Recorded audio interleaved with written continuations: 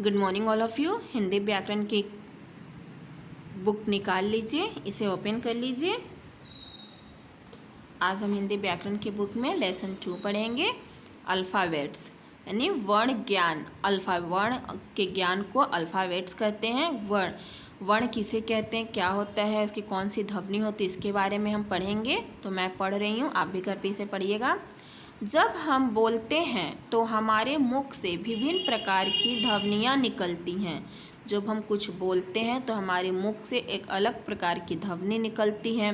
अब वो कैसी ध्वनि होती है, आइए पढ़ते हैं। बेटा शब्द इन 4 ध्वनियों से बना होता है। बेटा शब्द कौन से ध्वनि से बना होता है?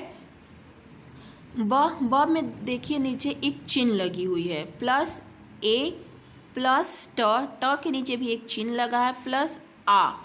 बेटा यानी बेटा में देखो ए और आ की मात्रा आ रही है। ए और आ की जो मात्रा आ रही है वो स्वर की मात्रा है। कौन सी मात्रा आ रही है? स्वर की। यानी इसमें से कौन सी ध्वनि आ रही है? ए और आ की जो ध्वनि आ रही है वो स्वर की ध्वनि है, बेटा। और इसके नीचे जो ये चिन्ह लगा है इसे हम हलंत चिन्ह कहते हैं। किसी भी व्यंजन, ये देखो ब व्यंजन है, स्वर नहीं है। किसी भी व्यंजन के नीचे जो चिन्ह लगा रहता है, चिन्ह होता है, उसे हम हलंत चिन्ह कहते हैं। यहाँ पे भी आप आगे क्लास में पढ़ोगे। ब के नीचे जो मात्रा लगा है इसे हम हलंत चिन्ह कहते हैं। इसका मतलब है कि इसके साथ कोई एक स्वर जुड़ा है, ध्वनि जुड़ी है। ब की जो भी कोई भी व्यंजन के नीचे अगर व्यंजन या अक्षर या वर्ण के नीचे अगर ये चिन्ह लगा है तो इसका मतलब है कि इसके साथ कोई एक स्वर जुड़ा है। जैसे ब के नीचे हलंत है तो ए की मात्रा, ट के नीचे हलंत चिन्ह लगा, प्लस आ की मात्रा, बेटा। तो ये बेटा में एक तरह की स्वर ध्वनि आ रही है जिसे हम बेटा में ए की मात्रा और आ की मात्रा, ए और आ की ध्वनि आ रही है तो इससे बना बेटा। इसी तरह नीचे देखिए, कमल शब्द इन 6 ध्वनियों से बना होता है। 1 2 3 4 5 6 6 ध्वनि, और बेटा में 1 2 3 4 ध्वनि से बना है। क में भी देखिए नीचे मात्रा लगी है, प्लस अ, प्लस म में भी नीचे मात्रा, प्लस अ, ल में भी मात्रा है, प्लस अ।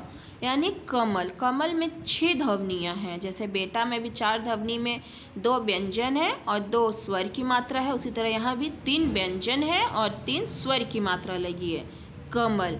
तो इस तरह से ध्वनि को ही हम क्या कहते हैं? वर्ण का ज्ञान कहते हैं। मुख से निकलने वाली ध्वनियों को ही वर्ण कहते हैं। वर्ण किसे कहते हैं? मुख से जो ध्वनि निकलती है, जो आवाज़ आती है, उसे हम वर्ण कहते हैं। विशेष ज्ञान में देखिए लिखा है, वर्ण भाषा की सबसे छोटी इकाई होती है। वर्ण भाषा की सबसे छोटी इकाई होती है जिसके हम और अधिक टुकड़े नहीं कर सकते, जिसके हम सब अधिक टुकड़े नहीं कर जाते। वर्ण वह ध्वनि होती है जिसका कोई टुकड़ा नहीं किया जा सकता। वर्ण या अक्षर वह ध्वनि होता है जिसका कोई टुकड़ा नहीं किया जा सकता, उसे हम वर्ण कहते हैं। अब मुख से निकलने वाली ध्वनि को ही वर्ण कहते हैं। वर्ण की कोई भी टुकड़े नहीं किए जा सकते, लिखा है ना, अधिक टुकड़े नहीं कर सकते। नेक्स्ट पेज ओपन कीजिए। वर्ण के भेद। वर्ण के कितने भेद होते हैं? स्वर और व्यंजन। वर्ण के 2 भेद होते हैं। कौन कौन से? स्वर, व्यंजन। हिंदी भाषा में कुल 11 स्वर होते हैं। हिंदी भाषा में कितने स्वर होते हैं? 11।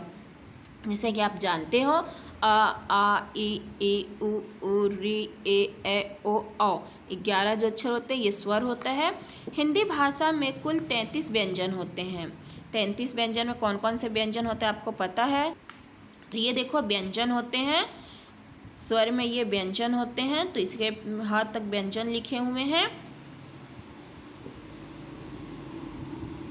नेक्स्ट पे आइए, अन्य वर्ण तथा ध्वनि। अन्य वर्ण तथा ध्वनि आप जानते हैं, छ त्र श्र ज्ञ ये संयुक्त अक्षर होते हैं। आ चंद्रबिंदी ये सब अनुश्वासिक स्वर होते हैं। ड ध झ फ तो ये अलग वर्ण की ध्वनि अलग होती है। तो ये मैंने आपको आज लेसन 2 मैंने आपको पढ़ा दिया, वर्ण ज्ञान। वर्ण किसे कहते हैं? वर्ण के टुकड़े नहीं किए जा सकते हैं। मुख से निकलने वाली ध्वनि को ही हम वर्ण कहते हैं। तो मैंने आपको पढ़ा दिया है, इस तरह से आप इसे पढ़िएगा। अब नेक्स्ट क्लास में इसके अभ्यास प्रश्न करेंगे।